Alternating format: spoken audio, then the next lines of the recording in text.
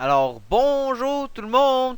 Aujourd'hui on se retrouve pour une vidéo dans laquelle je vais vous donner des informations. Donc des informations sur quoi?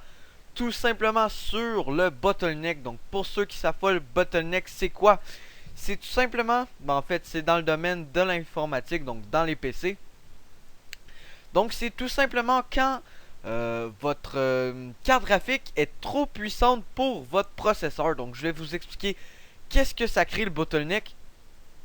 Donc voilà, euh, voilà quand le processeur n'est pas assez plus puissant pour la carte graphique.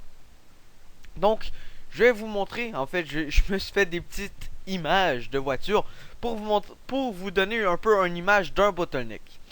Donc ici, vous pouvez voir la voiture, donc qui peut rouler jusqu'à 180 km max.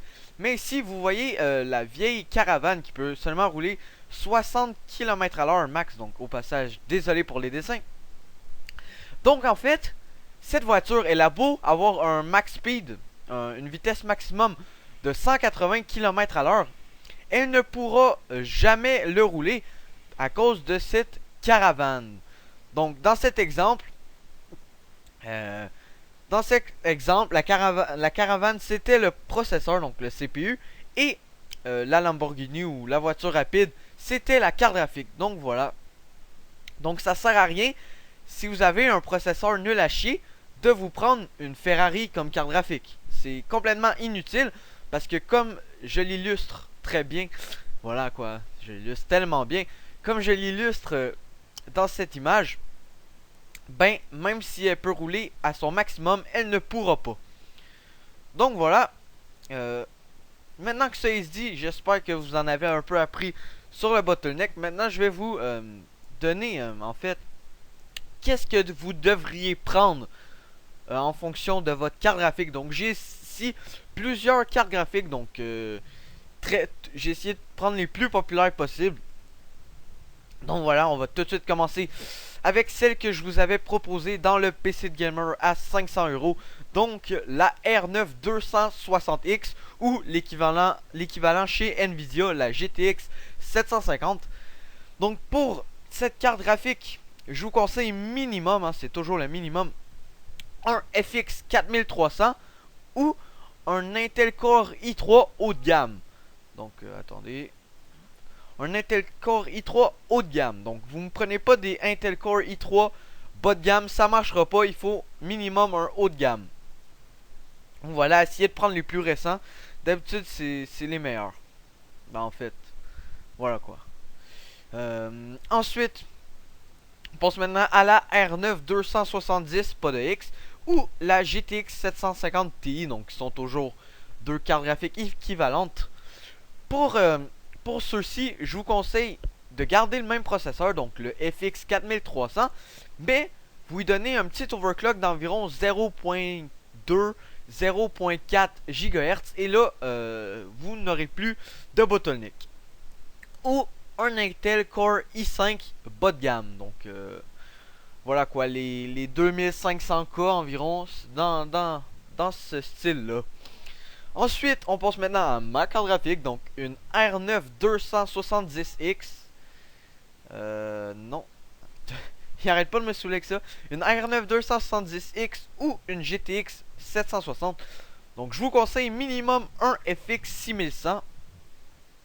Donc j'ai oublié de préciser, le FX 4300 il a 4 cœurs, le Intel i3 il a 2 cœurs, 4 cœurs, 4 cœurs, 6 cœurs, et ou un Intel Core i5 bas moyen de gamme.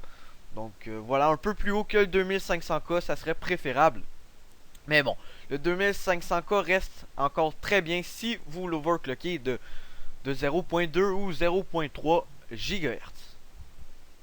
Ensuite, on passe maintenant à la R9 280 ou la GTX 760 Ti. Dans ce cas-là, je vous proposerai encore une fois d'overclocker votre FX 6100.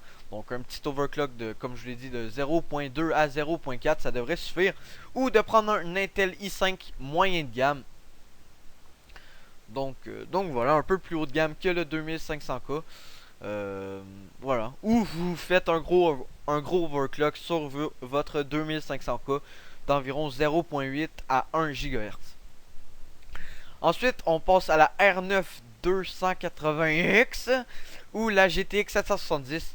Donc, pour ces deux graphiques, putain, j'allais dire en anglais. Pour ces deux cartes graphiques là, je vous propose minimum un FX 6300 ou un Intel Core i5, donc moyen haut de gamme.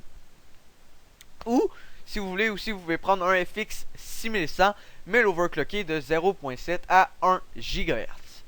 Ensuite, on passe à la R9 290 ou la GTX 760 Ti. Donc, je vous conseille soit de prendre un FX 6350, donc qui est en fait un FX 6300 avec, je crois, 0.2 GHz de plus. Donc, vous pouvez très bien aussi overclocker votre FX 6300 de 0.2 GHz. C'est tellement facile. Moi, j'ai overclocké le mien de 1 GHz. Donc, voilà.